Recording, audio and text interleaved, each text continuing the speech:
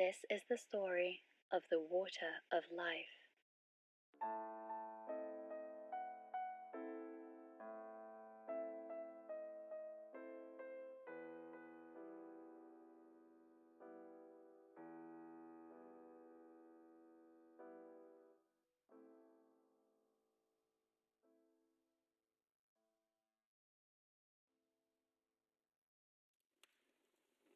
Long ago, in a land far away, there reigned a king who had 3 sons.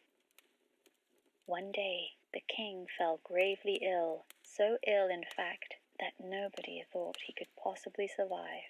His 3 sons were very much grieved at their father's sickness, and as they were walking together mournfully in the garden of the palace, a little old man met them and asked them what was the matter.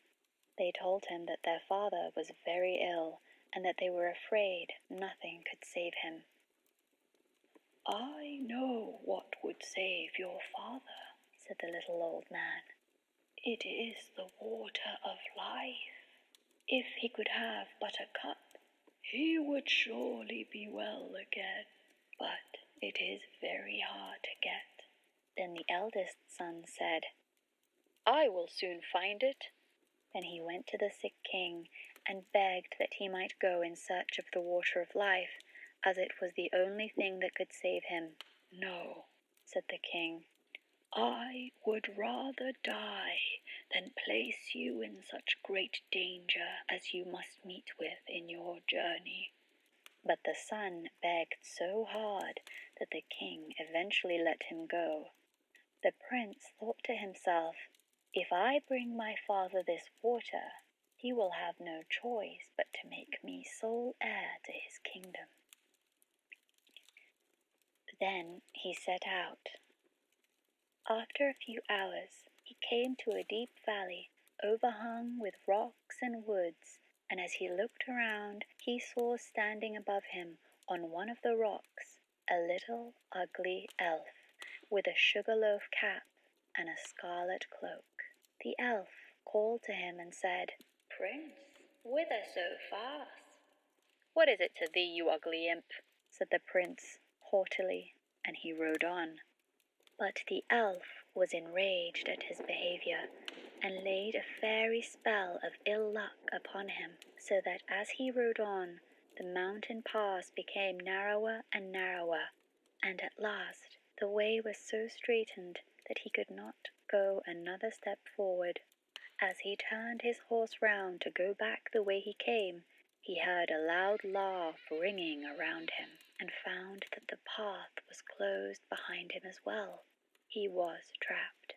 He next tried in vain to get off his horse and make his way on foot, but again the laugh rang in his ears, and he found himself unable to move a single step. Meanwhile, back in the palace, the old king lingered on in daily hope of his son's return, until at last the second son said, "Father, I will go in search of the water of life," for he also thought to himself that the kingdom would fall to him if he should find the water of life. The king was, at first, quite unwilling to let him go, but at last he yielded to his wish. So the second son set out and followed the same road which his brother had taken, and met with the same elf, who stopped him at the same spot in the mountains, saying as before, "Prince, whither so fast?" To which the haughty prince replied, "Mind your own affairs, busybody." But the elf put the same spell upon him as he put on his elder brother, and sure enough, he too was at last obliged to take up his abode in the heart of the mountains. When the second prince had thus been gone a long time, the youngest son said he too would go and search for the water of life in a quest to make his father well again.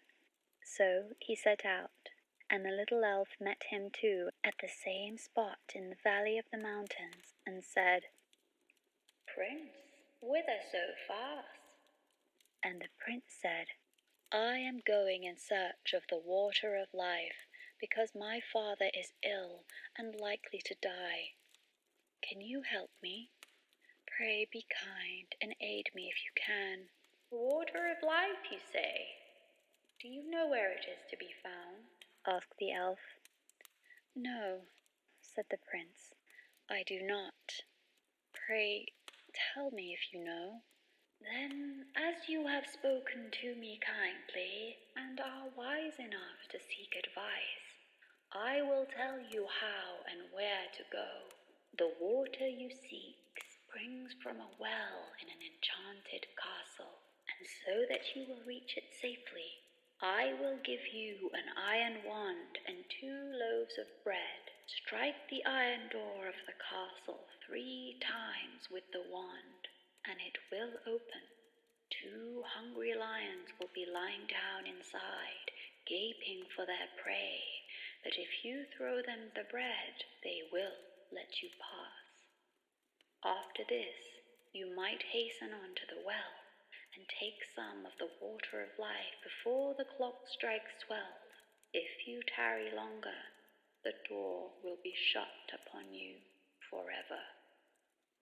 The prince thanked his little friend with the scarlet cloak for his friendly aid, and took the wand and the bread, and went travelling on and on, over sea and over land, till at last he came to his journey's end, and found everything to be as the elf had told him.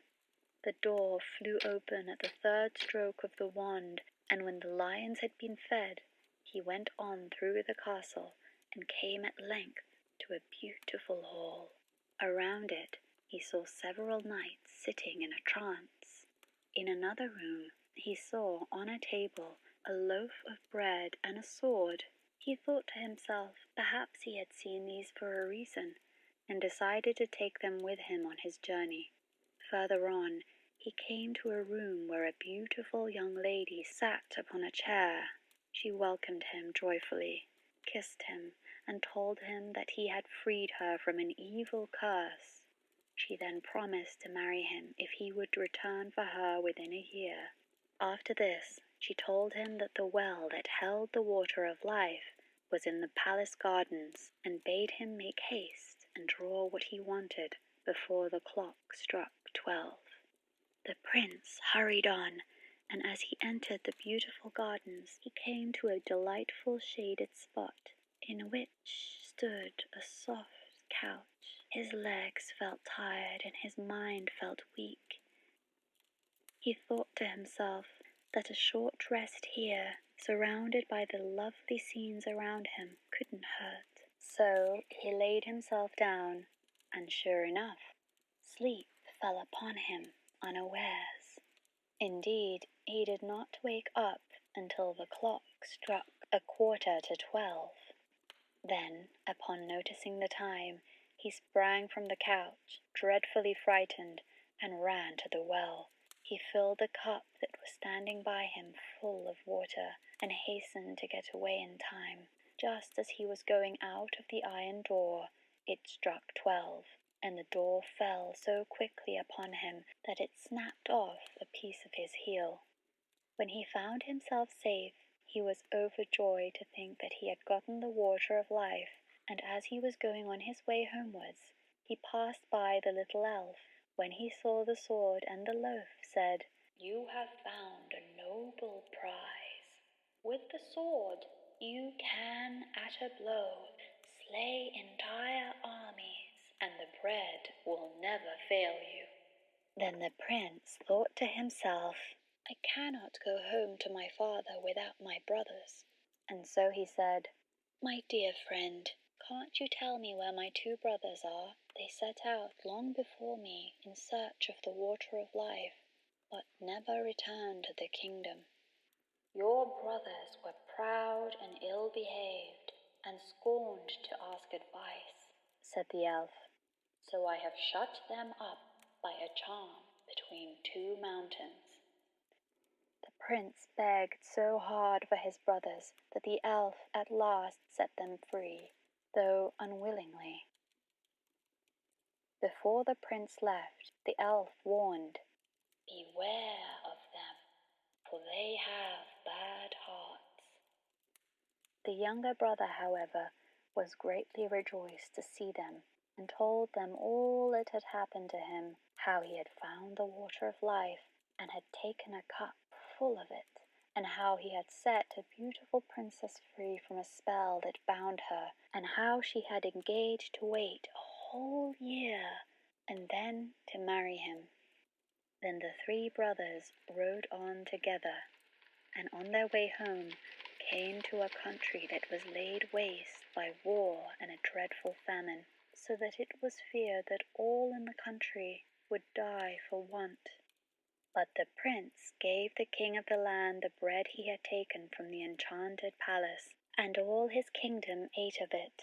He also lent the king the wonderful sword which he used to slay the enemy's army with, and thus the kingdom was once more in peace and plenty.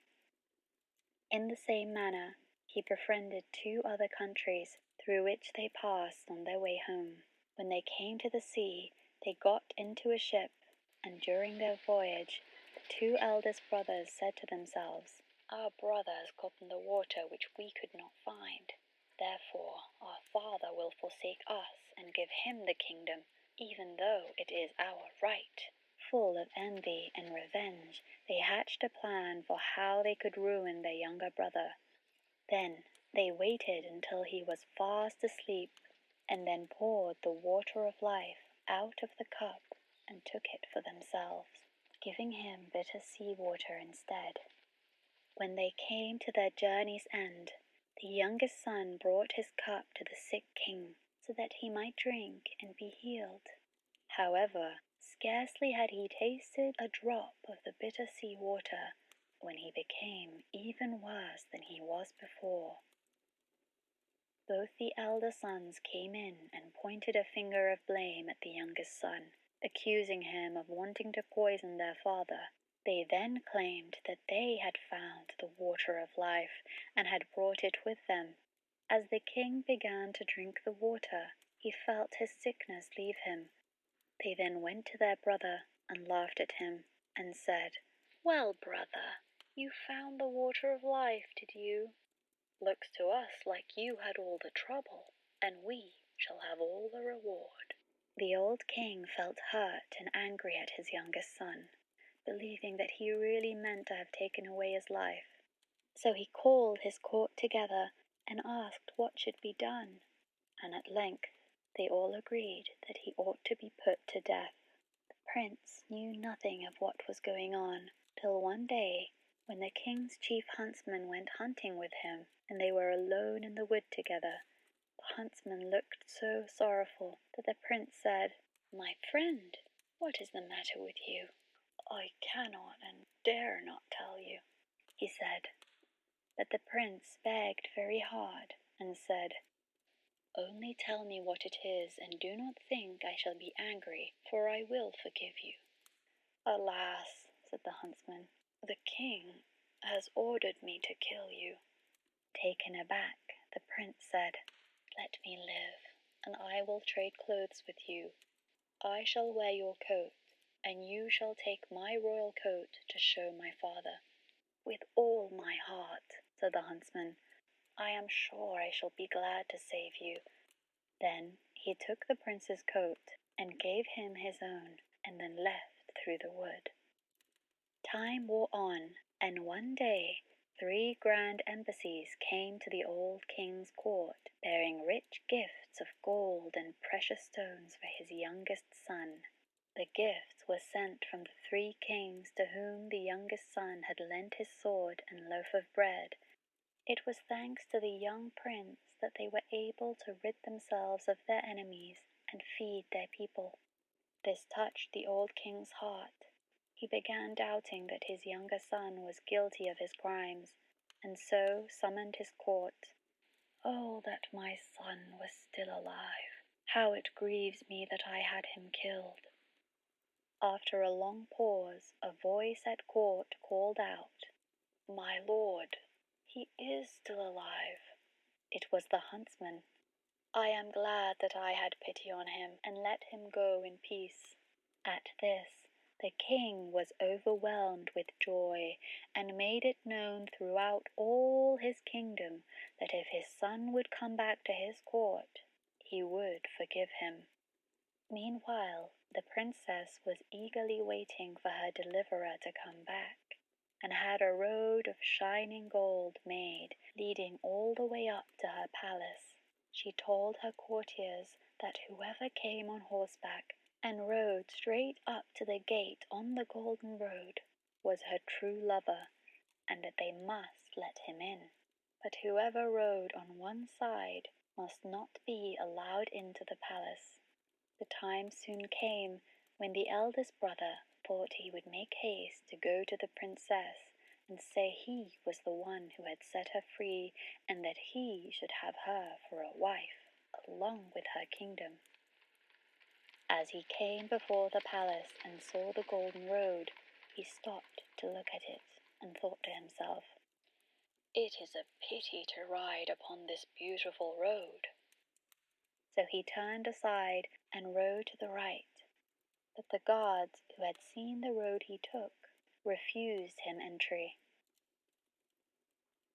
The second prince set out soon afterwards on the same errand, and when he came to the golden road, and his horse had set one foot upon it, he stopped to look at it, and thought it was very beautiful, and said to himself, "What a pity it is that anything should tread here." Then he too turned aside and rode on to its left. But when he came to the gate, the guards said he was not the true prince, and that he too must go back. Now, when the full year had passed, the third brother left the forest in which he had been hiding for fear of his father's anger, and set out in search of his betrothed bride. So he journeyed on, thinking of her all the way, and rode so quickly that he did not even see what the road was made of, but went with his horse straight over it, and as he came to the gate, it flew open, and the princess welcomed him with joy, saying that he was her deliverer, and should now be her husband, and the king by her side. When the first joy at their meeting was over, the princess told him that she had heard of his father having forgiven him, and of his wish to have him home again. So, before his wedding with the princess, he went to visit his father, taking his new bride with him. He told the king everything, about how his brothers had cheated and robbed him, and yet he had borne all those wrongs for the love of his father. Upon hearing this, the old king was very angry and wanted to punish his wicked sons. However, the two princes had already made their escape, getting into a ship and sailing away over the wide sea. Where they went to, nobody knew, nor did they care. And now the old king gathered together his court, and asked that all his kingdom come and celebrate the wedding of his son and the princess. Young and old, noble and squire, gentle and simple, all came at once, and among the rest came the friendly little elf with the sugar-loaf hat and the scarlet cloak. And the wedding was held, and the merry bells were rung, and all the good people danced and they sung, and feasted and frolicked, I can't tell how long. And they lived in peace till the end of their days. The end.